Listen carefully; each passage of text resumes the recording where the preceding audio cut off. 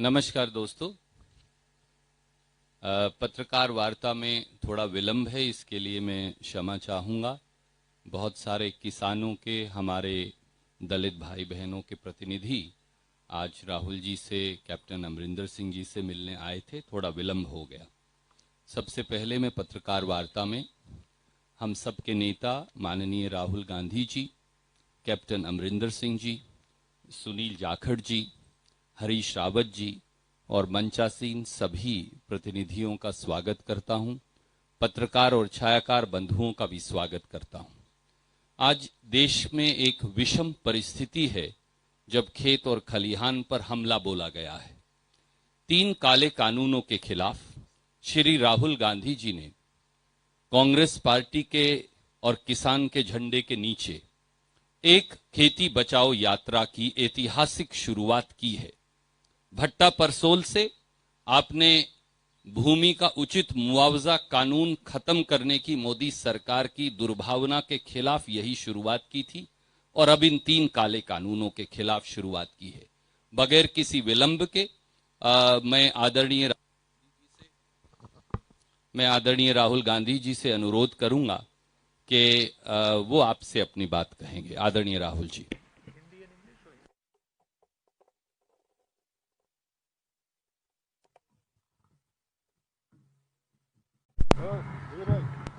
धन्यवाद रणदीप जी, अमरिंदर सिंह जी, झाकड़ जी, प्रनीत कौर जी, कांग्रेस पार्टी के हमारे सीनियर नेता हरीश रावत जी, प्रेस के हमारे मित्रों, आप सबका यहाँ बहुत बहुत स्वागत।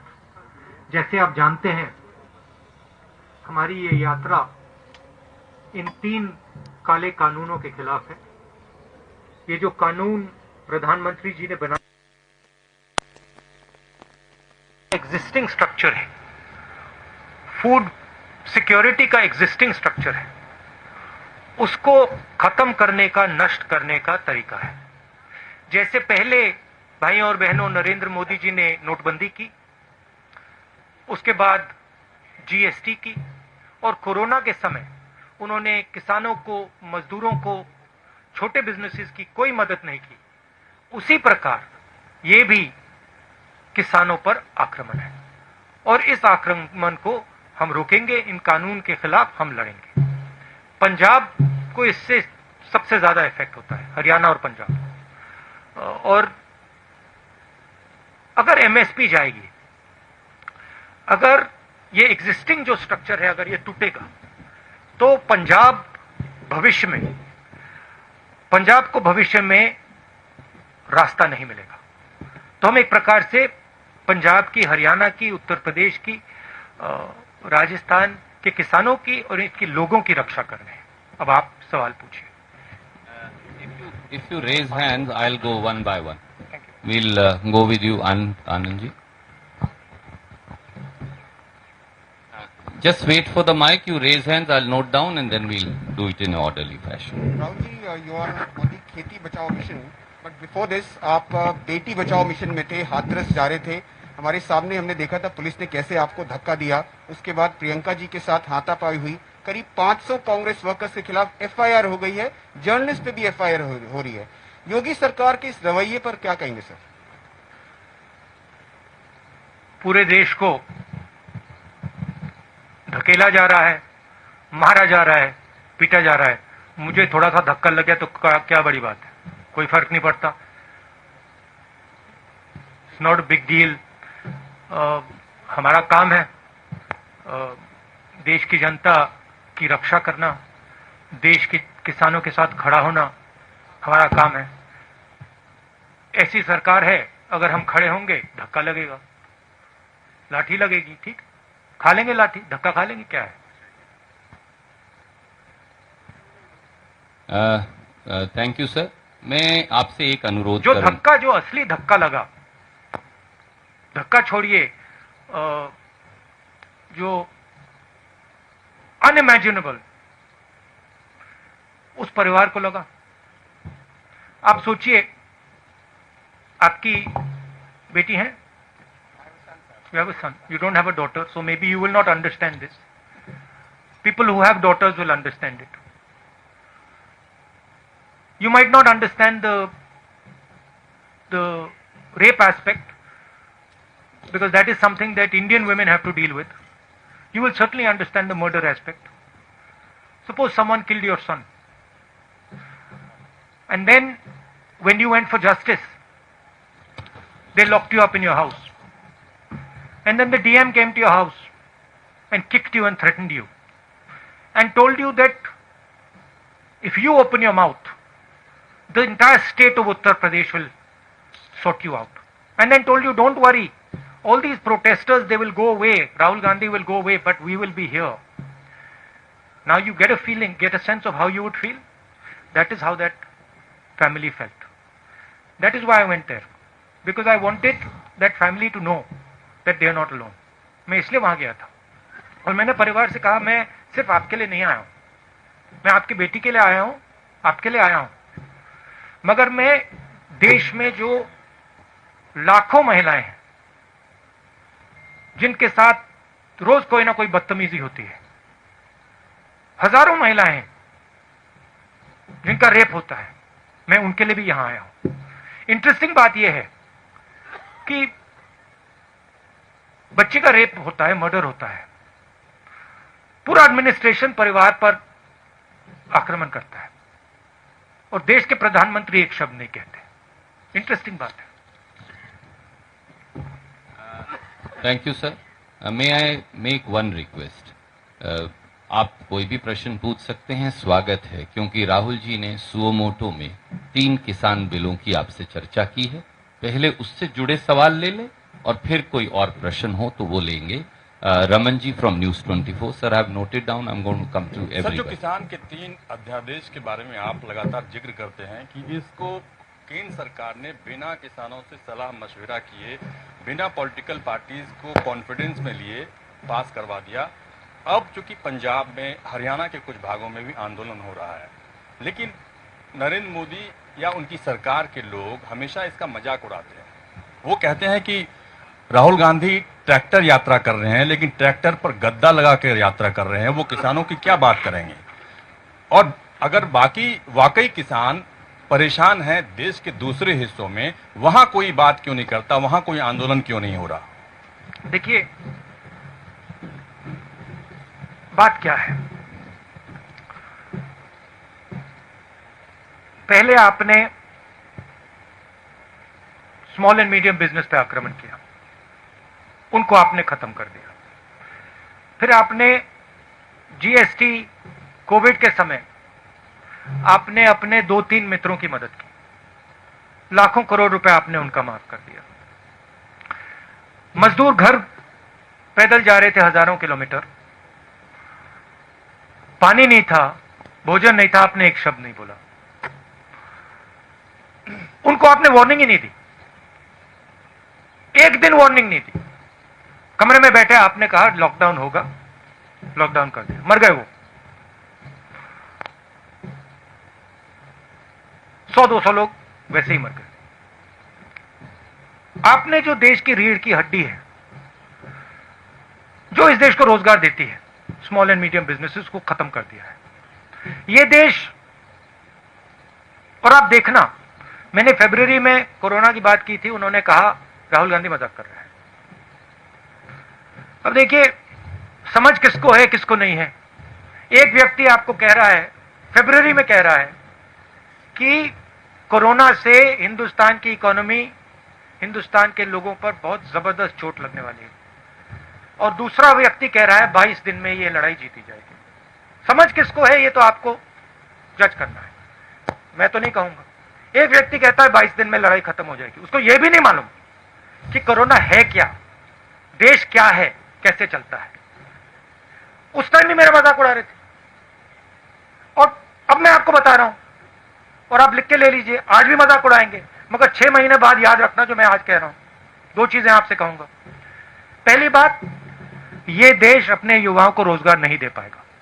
नरेंद्र मोदी ने ढांचा तोड़ दिया है। अब नरेंद्र मोदी खेती के ढांचे को तोड़ने जा रहा है। अगर नरेंद्र मोदी ने खेती के ढांचे को तोड़ दिया तो एक तरफ रोजगार नहीं मिलेगा, दूसरी तरफ भोजन नहीं मिलेगा। ठीक है, अभी मेरा मजाक उड़ाएंगे, उड़ाने दो। 6 महीने बाद, जैसे आज मैं फरवरी की बात कर रहा हूं, 6 महीने बाद आप देख लेना। ठीक है, ये सिस्टम है, ये फूड सिक्योरिटी का सिस्टम है। एमएसपी है, फूड डिस्ट्रीब्यूशन सिस्टम है, प्रोक्योरमेंट सिस्टम है, मंडियां हैं। ये एक प्रकार से किसान का फूड सिक्योरिटी का एक किला है, ये प्रोटेक्ट करता है। किले में कमियां हैं, मैं ये नहीं कह रहा हूं कमियां नहीं, कम मंडियां हैं, करप्शन है, इंफ्रास्ट्रक्चर बेहतर होना चाहिए, मगर किले को अगर आपने तोड़ दिया तो किसान बच नहीं सकता। अब नरेंद्र मोदी किले को क्यों तोड़ रहे हैं? नरेंद्र मोदी ने जीएसटी क्यों की? नरेंद्र मोदी ने डिमोनेटाइजेशन क्यों किया? नरेंद्र मोदी जी ने कोरोना के समय गरीबों की मदद क्यों नहीं की? 2 नाम दे सकता हूं आपको, अंबानी, अदानी। ये ट्रायंगुलर ग्रुप है, अदानी, मोदी, अंबानी। और नरेंद्र मोदी का काम रास्ता साफ करने का है। उनको ऑर्डर दिया गया है कि स्मॉल एंड मीडियम बिजनेसेस को खत्म करो, किसानों को खत्म करो, मजदूरों को खत्म करो और हमारे लिए रास्ता खोलो। अब मजाक कौन कर रहा है ये आपको डिसाइड करना है। Raman ji, I'll come back to you. We have to. I'll come back to you. We'll give you a second एक question. सेकंड, क्या भाई?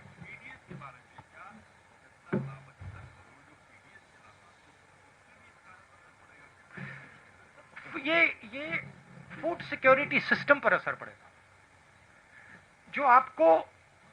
जब आप अनाज खरीदते हो मार्केट में, आप खरीदते हो, जो आपको प्राइस मिलती है वो प्राइस आपको इसलिए मिलती है क्योंकि ये स्ट्रक्चर है। जब गरीब व्यक्ति को राशन दिया जाता है, वो राशन इसलिए दिया जाता है क्योंकि ये स्ट्रक्चर है। अगर आप स्ट्रक्चर को ही तोड़ देंगे तो आने वाले समय में आपसे भी ज्यादा पैसा लिया जाएगा। सिर्फ देखिए, लोगों ने कहा हां ठीक है, जीएसटी कर दी तो हमारा क्या नुकसान है? स्मॉल मीडियम बिजनेसेस को नुकसान होगा, मगर जो कंज्यूमर है उसको क्या नुकसान होगा? बट नुकसान होगा, क्योंकि जब वो कोलैप्स करेगा आप कोलैप्स करोगे।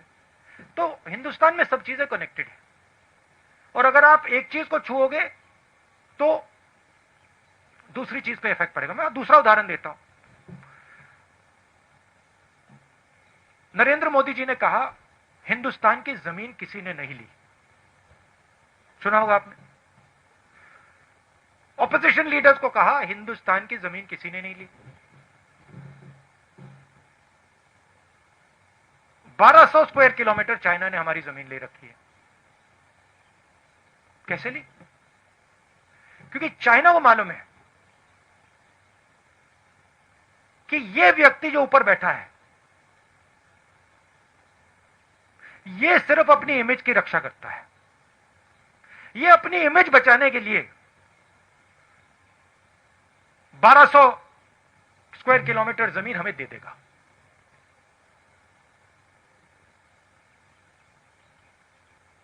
आप सिर हिला रहे हो, पूरा देश जानता है। आर्मी के किसी भी सिपाही से, जनरल से पूछ लो, आपको बता देगा कि नरेंद्र मोदी ने अपनी इमेज बचाने के लिए देश को झूठ बोला।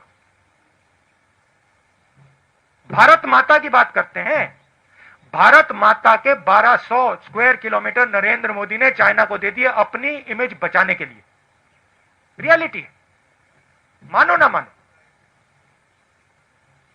इसके बारे में नरेंद्र मोदी क्या बोलते हैं?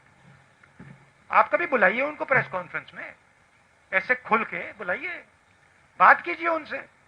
वो आपसे इतना डरते क्यों है? Thank you. I'll come to you, Bhai Sahab. Can we have Ramandeep from Punjab Kesari Jagbani?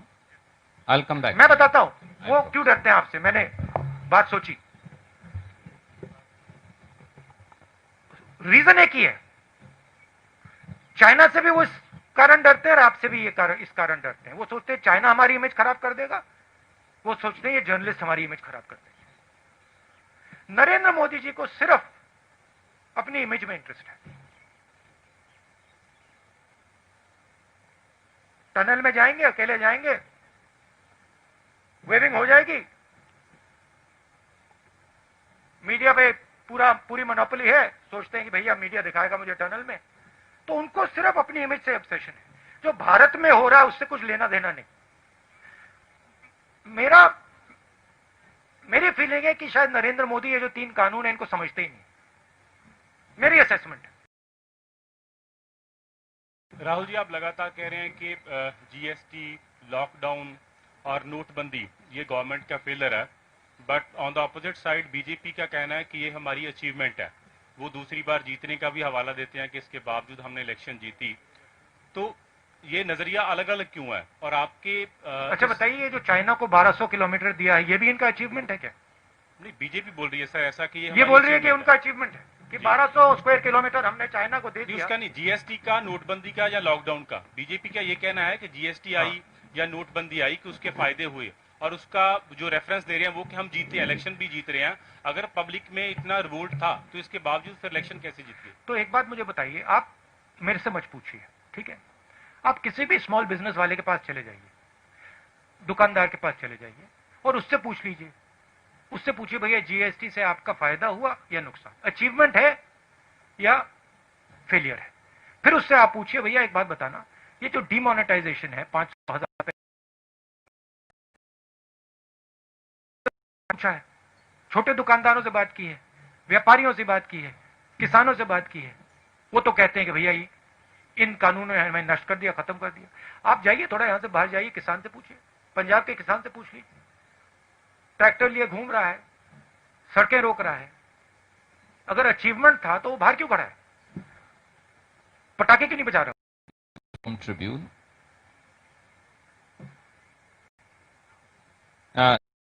let her pass the mic to you. Hello. Yeah.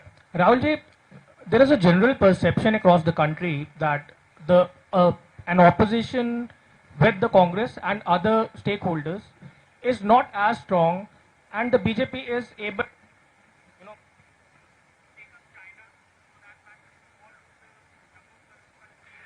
Can you put the mic?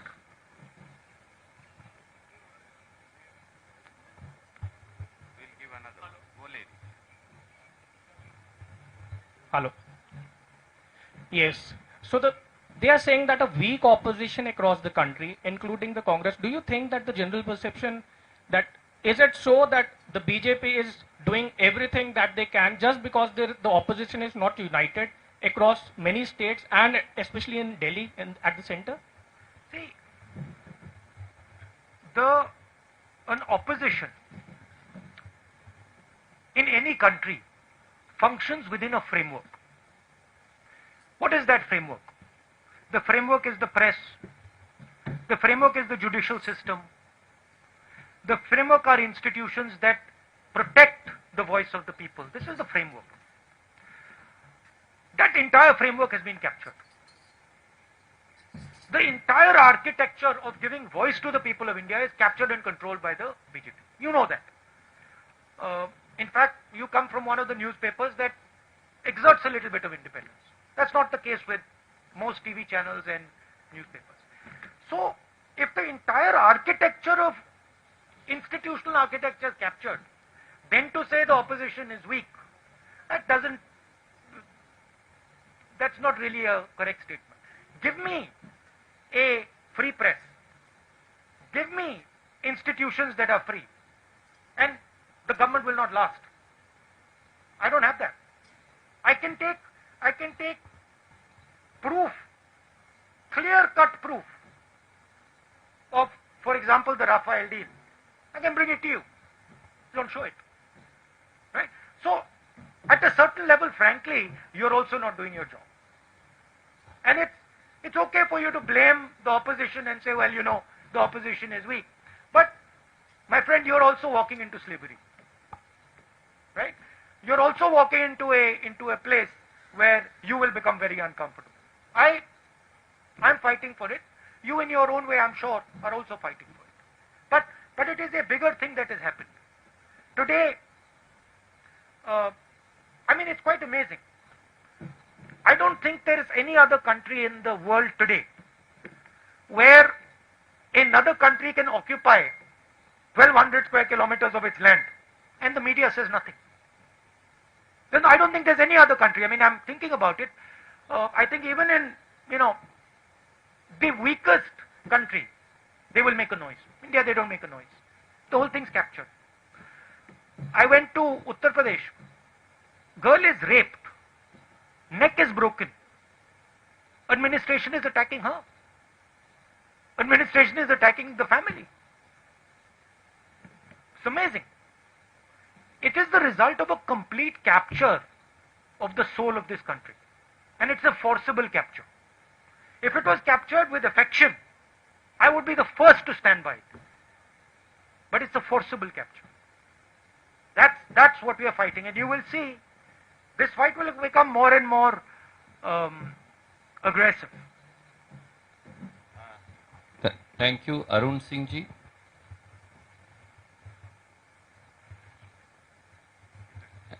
And then Gurpreet Singh Chattha ji from Ajit thereafter. Hello Rahul ji, आप उत्तर प्रदेश गए, आप पंजाब आए हैं, आप lockdown के दौरान taxi driver से बात कर रहे थे। आप जब भी कहीं जाते हैं, किसी इशू को उठाते हैं, बीजेपी की तरफ से एक वर्ड है पॉलिटिकल टूरिज्म। आपको ऐसा लगता है कि जब आप किसी कॉज को, किसी इशू को हाईलाइट करने की कोशिश करते हैं तो उससे डेविएट करने के लिए पॉलिटिकल टूरिज्म की बात आप करिए। अब उत्तर प्रदेश सरकार ये कह रही है कि एक इंटरनेशनल साजिश है यूपी सरकार को बदनाम करने की, जो कुछ हो रहा है वहां पर हाथरस में। या यहाँ पर आपसे सवाल ये पूछा जा रहा था कि गद्दी लगी थी, आप उस ट्रैक्टर पे बैठे थे। नहीं, मगर ये सवाल कभी नहीं पूछा जाएगा कि नरेंद्र मोदी ने 8,000 करोड़ रुपए के लिए 2 हवाई जहाज क्यों खरीदे। $1 बिलियन, 8,000 करोड़, उसमें कुशन छोड़िए, उसमें तो पलंग है पूरा। मतलब एक पलंग नहीं, 50 पलंग होंगे उसमें। ये नहीं कहते कि भैया हमारा जो प्रधानमंत्री है उसने 8,000 करोड़ रुपए का जहाज खरीदा। क्यों? क्योंकि उसके मित्र ट्रंप के पास जहाज है 8,000 करोड़ का, तो उसे भी चाहिए। ये नहीं कहते। ये कहते भैया राहुल गांधी, अमरिंदर सिंह जी गए, ट्रैक्टर पे बैठे थे, किसी ने कुशन लगा दिया।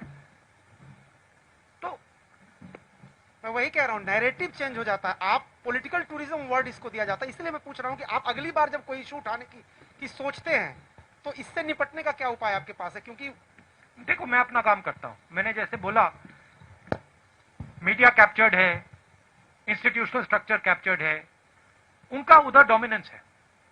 मगर किसान पर जो अत्याचार करते हैं, छोटे दुकानदारों पर, स्मॉल मीडियम बिजनेसेस पे जो आक्रमण करते हैं, युवाओं के भविष्य पे आक्रमण जो करते हैं, उधर तो डोमिनेंस नहीं है ना। उधर मैं काम करता हूं। अब कहीं ना कहीं हिंदुस्तान के युवा को दिखेगा कि भाई यहां पे नरेंद्र मोदी जी टनल में वेविंग कर रहे हैं, मगर मुझे खाने को नहीं। किस बात की वेविंग कर रहे हैं वो टनल में, जब मुझे खाने को नहीं है, मेरे पास रोजगार नहीं है, मुझे भविष्य नहीं दिख रहा। तो कभी ना कभी रियलिटी, सच्चाई तो बाहर आती है ना। मैं पेशेंट आदमी हूं, रुक जाऊंगा थोड़ी देर। शुक्रिया। Can we have Gurpreet Singh ji from Ajit? Sir, मैं माइक देता हूं आपको। हेलो सर, जैसे आपकी पार्टी बोलती है, आपके वर्कर बोलते हैं कि आप जब सत्ता में आए, आपकी सरकार कांग्रेस बनती है तो 3 बिल हैं जो आपने बोला कि हमने वो बंद कर देंगे। अगर वो बंद भी कर देते हैं, जो पोजीशन अभी है, कैप्टन साहब यहाँ बैठे हैं, पहले भी पोजीशन खराब है, खुदकुशियां हो रही हैं, उसके लिए आपके पास प्लान क्या है किसानी को बचाने के लिए? हमारे अगर मैनिफेस्टो को आप पढ़ें, और उसकी कॉपी मैं दे सकता हूं, उसमें क्लियरली लिखा है कि जो फूड सिक्योरिटी का सिस्टम है उसको हम स्ट्रेंथन करेंगे। आज 40 किलोमीटर के रेडियस में मंडी होती है, हम 4 किलोमीटर के रेडियस में मंडी लगाएंगे। हम इस सिस्टम को, जो इसकी कमियां हैं, उसको सुधारने की कोशिश करेंगे। मगर हम इस सिस्टम को तोड़ेंगे नहीं, क्योंकि हम जानते हैं कि अगर हमने ये सिस्टम तोड़ दिया तो किसान गया। अब सिंपलिस्टिक बात है, नरेंद्र मोदी जी को शायद समझ ही नहीं है, पता नहीं। अगर आपने सिस्टम तोड़ दिया, अगर पूरा एग्रीकल्चर का आपने सिस्टम ही तोड़ दिया, तो फिर किसान की प्रोटेक्शन कहां रही? तो हमारी जो फिलॉसफी थी कि हम जानते हैं कि मंडियों में कमी है, हम जानते हैं कि वहां पे करप्शन है, बट हम इस सिस्टम को रिफॉर्म करना चाहते हैं। वो कॉम्प्लिकेटेड मामला है, आसान मामला नहीं है। नरेंद्र मोदी जी जो सच्चा चैलेंज है उसको एक्सेप्ट नहीं करना चाहते। नरेंद्र मोदी कहते भैया इसको तो मैं उड़ा देता हूं। अब black money is a difficult challenge. Narendra Modi उस चैलेंज को एक्सेप्ट नहीं करना चाहते, कहते मैंने नोटबंदी कर दी, खत्म हो गया, क्या लगा। तो बहाना है। अमरिंदर सिंह जी अभी बैठे हैं, अभी हमने मीटिंग की अंदर, देश पंजाब के युवाओं को रोजगार दिलवा रहे हैं। सिंपल मामला नहीं है, कैची फ्रेजेस से रिजॉल्व नहीं होता, काफी कॉम्प्लिकेटेड बात अंदर चल रही है। ऐसे करेंगे, ये करना है, वो करना है। तो हिंदुस्तान को ये रियलिटी एक्सेप्ट करनी पड़ेगी, सच्चाई एक्सेप्ट करनी पड़ेगी। Mohammed from NDTV and then Rohit from Bhaskar.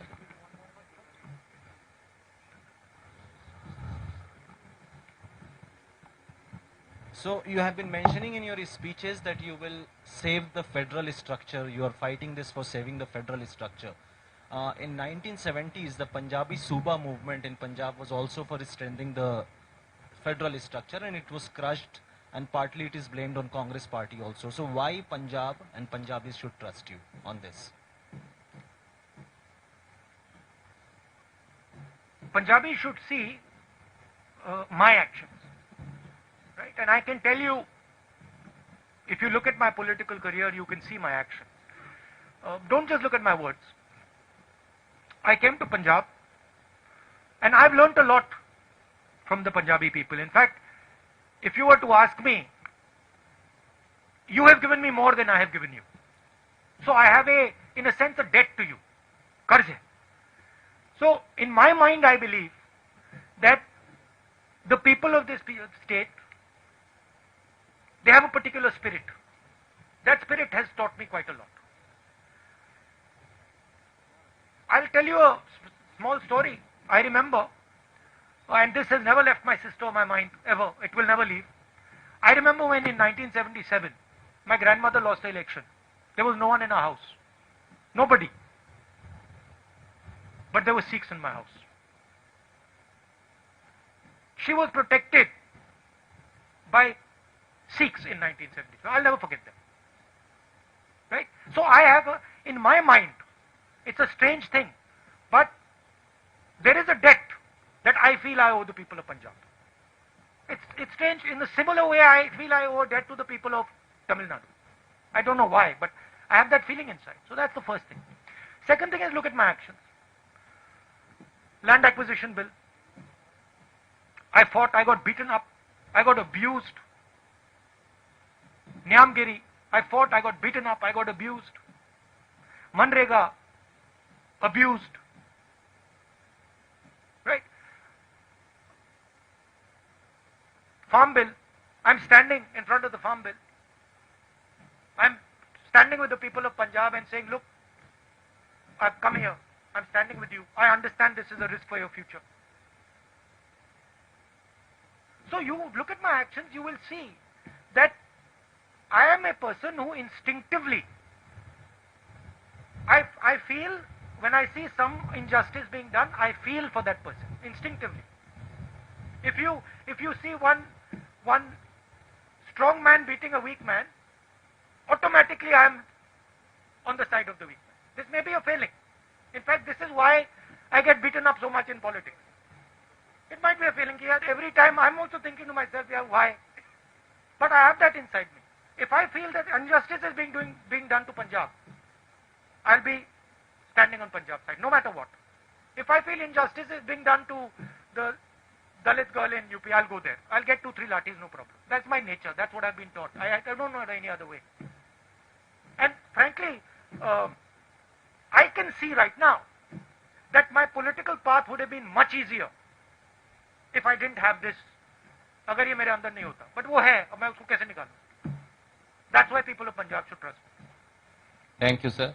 Rohit from Bhaskar.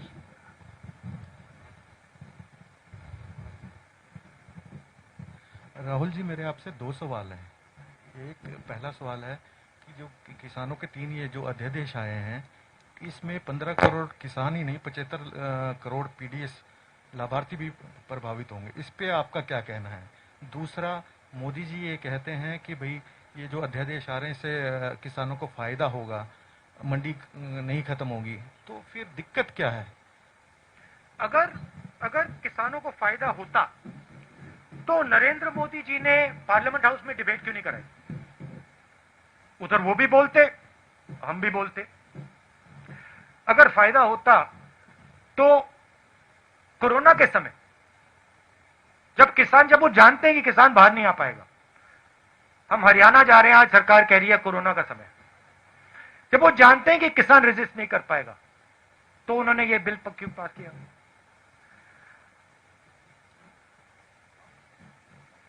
ऐसे प्रेस कॉन्फ्रेंस में बैठ के क्यों नहीं बोलते नरेंद्र मोदी जी कि ये किसानों के हक में है? पंजाब में आके क्यों नहीं बोलते? पंजाब के किसानों के साथ खड़े होकर क्यों नहीं बोलते? पहला सवाल, जैसे मैंने कहा, ये एक सिस्टम है। ये सिस्टम हिंदुस्तान का फूड सिक्योरिटी का सिस्टम है। इससे सिर्फ किसानों को नुकसान नहीं होगा, इससे कंज्यूमर का भी नुकसान होगा। एंड में किसान की जमीन जाएगी, उसको सही दाम नहीं मिलेगा। नरेंद्र मोदी जी कहते हैं मंडी की कोई जरूरत नहीं। हजारों मंडी है हिंदुस्तान में, मंडियों में वर्कर्स काम करते हैं, स्मॉल ट्रेडर्स हैं, किसान जाता है, लोडर्स होते हैं, लाखों में होंगे हिंदुस्तान में। उनका क्या होगा? अंबानी जी, अदानी जी ऑटोमेट कर देंगे, मशीनें लगा देंगे। ये जो लाखों लोग हैं जो आज एग्रीकल्चरल सिस्टम में काम करते हैं, इनका क्या होगा? ये सब गुलाम बनेंगे। तो ये रियलिटी है। Thank you sir. अब एक बात, आप सबका बहुत बहुत धन्यवाद। आपने मुझसे इतने सवाल पूछे, मगर इनको तो आपने स्कॉट फ्री छोड़ दिया। तो इनसे भी 2-3 सवाल पूछ लीजिए। आदरणीय अमरिंदर सिंह जी, विशाल भाई, please take the mike. Sir, आप दोनों से ही है। नरेंद्र मोदी कहते हैं कि इच्छा शक्ति की कमी थी, इसीलिए उन्होंने 3 जो बिल थे वो लागू कर दिए जब टनल पे गए थे।